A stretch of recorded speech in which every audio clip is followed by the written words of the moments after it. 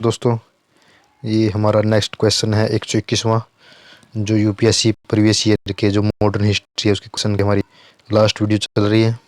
हमारा 121वां क्वेश्चन है, निम्नलिखित में से किसने भारत के अंग्रेजी उपनिवेश नियंत्रण की आलोचना में अन ब्रिटिश पदावली का उपयोग किया। बिल्कुल आसान क्वेश्चन है। दादा भाई नौरोजी जिसका राइट आंसर है सी। और इसने एक पुस्तक लिखी थी जिसका पुस्तक का नाम था poverty and un British rule in India. हमारा 122वां क्वेश्चन है, जब रोल्ट एक्ट पारित हुआ था उस समय भारत का वायसराय कौन था। हमको पता है कि रोल्ट एक्ट 1919 में पारित हुआ था, और हमको ये पता है कि 1916 से 1921 के बीच लॉर्ड चेम्सफोर्ड भारत के वायसराय थे। और 1919 तो इसे आइडिया लग सकता है कि रोल्ट एक्ट लॉर्ड चेम्सफोर्ड के कार्यकाल में पारित हुआ था। हमारा नेक्स्ट क्वेश्चन है, क्योंकि ऐसे क्वेश्चन आपको नॉलेज के अनुसार ही टैकल हो सकते हैं। हमारा क्वेश्चन है, महात्मा गांधी के निम्नलिखित अनुयायियों में से कौन पेशे से एक शिक्षक थे। अध्यापक कौन थे। A N Sinha, Brij Kishore Prasad, J B Kripalani और राजेंद्र प्रसाद।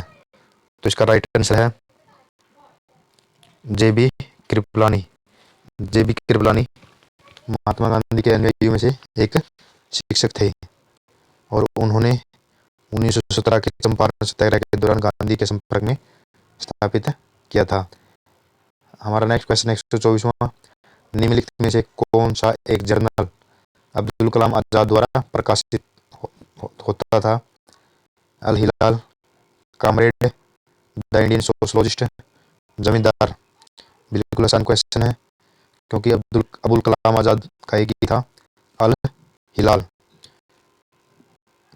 और अल हिलाल समाचार पत्र का प्रकाशन मौलाना अबुल कलाम आजाद ने प्रारंभ किया, जिसका मुख्य कार्य भारत में ब्रिटिश राज की आलोचना करना था। 1914 में अल हिलाल पर प्रेस एक्ट के तहत प्रतिबंध लगा दिया गया। मतलब कहने का मतलब क्या है, जो अल हिलाल है इसके माध्यम से अबुल कलाम आजाद ने ब्रिटिश शासन की नीतियों की आलोचना की थी। हमारा 125वां क्वेश्चन है, दिसंबर 1885 में इंडियन नेशनल कांग्रेस का सर्वप्रथम अधिवेशन कहाँ आयोजित किया था। अहमदाबाद, बम्बई, कलकत्ता, दिल्ली। आसान क्वेश्चन। हमको पता है कि कांग्रेस का प्रथम अधिवेशन व्योम चंद्र बनर्जी की अध्यक्षता में 28 दिसंबर 1825 को बम्बई में हुआ था। हमारा नेक्स्ट क्वेश्चन 126वां, निम्नलिखित में से किसने सुबह आजादी नामक कविता लिखी। सुबह आजादी साहिर लुधियानवी द्वारा, फैज अहमद फैज द्वारा, मोहम्मद इकबाल द्वारा और मौलाना अबुल कलाम आजाद द्वारा। तो आपको याद रखना फैक्ट है, सुबह आजादी फैज अहमद फैज ने लिखी थी। सुबह आजादी किसने लिखी थी, फैज अहमद फैज ने, क्योंकि ये क्वेश्चन रिपीट होते हैं और हिस्ट्री में आपको याद रखना ही लास्ट हथियार है। नेक्स्ट हमारा 127वां क्वेश्चन, वर्ष 1939 में सभी प्रांतों में कांग्रेस मंत्रिमंडलों ने त्यागपत्र दे दिया। कारण क्या था। कांग्रेस ने द्वितीय विश्व युद्ध के संदर्भ में वायसराय के जर्मनी के विरुद्ध युद्ध घोषित कर देने के निर्णय को स्वीकार नहीं किया।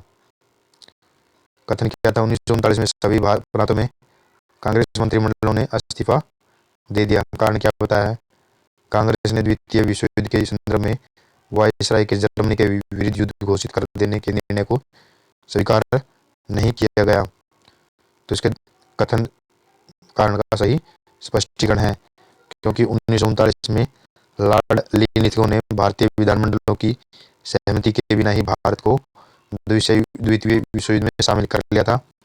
इसके विरुद्ध कांग्रेस नाराज हुई और उन्होंने 30 अक्टूबर 1939 को कांग्रेस मंत्रिमंडल से इस्तीफा दुआ दिया।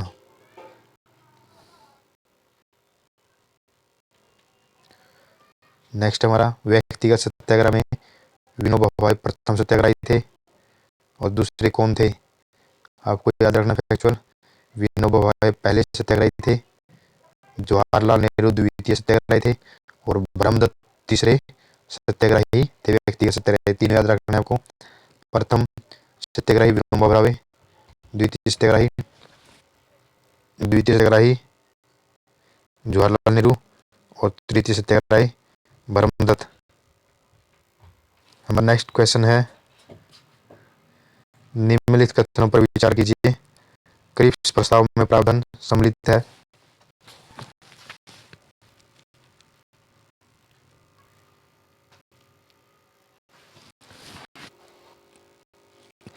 क्रिप्स प्रस्ताव में प्रावधान थे भारत की पूर्ण स्वतंत्रता के लिए। इसको हम एलिमिनेट कर सकते हैं क्योंकि क्रिप्स मिशन ने डोमिनियन स्टेट के दर्जे की बात कही थी।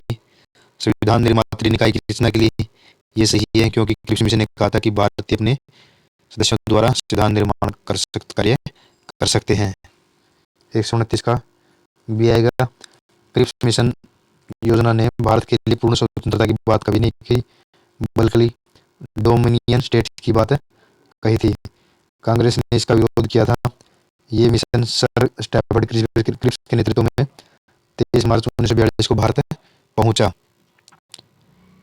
130वां क्वेश्चन, स्वतंत्रता संग्राम के दौरान अरुणा असफली की भूमिगत क्रियाकलाप की महत्वपूर्ण महिला संगठन थी। सविनय अवज्ञा आंदोलन, असहयोग आंदोलन, भारत छोड़ो आंदोलन और स्वदेशी आंदोलन। अरुणा असफली और उषा मेहता ऐसी महिलाएं थी जिन्होंने भारत छोड़ो आंदोलन के दौरान महत्वपूर्ण भूमिका निभाई थी। और हमने क्वेश्चन पढ़ा था कल्पना दत्त और सुमा पाटेकर, ये सूर्य सेन के साथ षड्यंत्र में शामिल थी।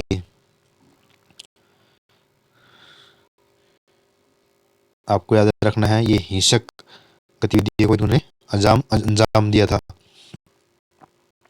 हमारा 131वां क्वेश्चन है, निम्नलिखित प्रधानमंत्रियों में से किसने भारत में क्रिप्स मिशन भेजा था। हमको पता है कि क्रिप्स मिशन 1942 में आया था और हमको ये भी पता है 1942 के आसपास ब्रिटेन में चर्चिल प्रधानमंत्री था, तो इसका राइट आंसर वैसे ही डी बन जाता है। मार्च 1942 में ब्रिटिश प्रधानमंत्री चर्चिल ने क्रिप्स के नेतृत्व में क्रिप्स मिशन भेजा था और इसने युद्ध के पश्चात, द्वितीय युद्ध के पश्चात भारत को डोमिनियन स्टेट का दर्जा देने की बात कही थी।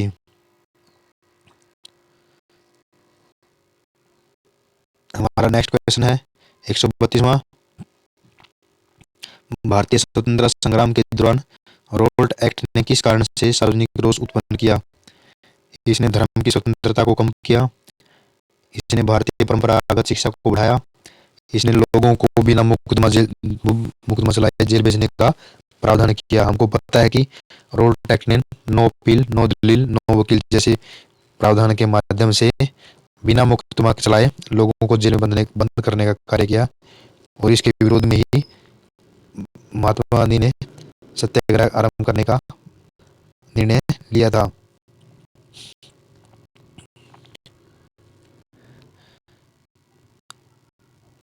रोल्ट एक्ट मार्च 1919 में आया था। यद्यपि केंद्रीय विधान परिषद के सभी भारतीय सदस्यों ने इसका विरोध किया था। ये 13 अप्रैल 1919 को घटित हुई जलियांवाला बाग हत्याकांड का मुख्य कारण बना था, क्योंकि इस विरोध में अंग्रेजों ने डॉक्टर शब्बुद्दीन किचलू जैसे लोगों को गिरफ्तार कर लिया और उसके विरोध में लोग क्या हुए, जलियांवाला बाग में इकट्ठा हुए और जनरल डायर ने वहां पर गोली चलाने की अनुमति दी। इसी का बदला लेने के लिए भगत सिंह जैसों ने जनरल डायर की हत्या कर दी थी। हमारा नेक्स्ट क्वेश्चन है 133वां, दांडी यात्रा के साथ निम्नलिखित में से क्या प्रारंभ हुआ। हमको पता है कि दांडी यात्रा 1930 में आरंभ हुई थी और 1930 में होम रूल आंदोलन तो 1916 में आरंभ हुआ था, असहयोग आंदोलन 1920 में आरंभ हुआ और भारत छोड़ो आंदोलन 1942 में, तो बचा सविनय अवज्ञा आंदोलन। तो 12 मार्च 1930 को क्योंकि जो दांडी यात्रा थी 12 मार्च से 6 अप्रैल तक 24 दिनों तक चली थी और उसमें गांधी ने क्या किया था, अपने 72 अनुयायियों के साथ साबरमती आश्रम से यात्रा आरंभ की थी और 6 अप्रैल को डांडी पहुंचा और वहां पर उन्हें मुट्ठी भर नमक बनाकर नमक कानून तोड़ा और यह सविनय अवज्ञा आंदोलन का भाग था। हमारा नेक्स्ट क्वेश्चन है, करो या मरो का नारा निम्नलिखित आंदोलनों में से किससे संबंधित है? हमको पता है कि भारत छोड़ो आंदोलन से संबंधित है।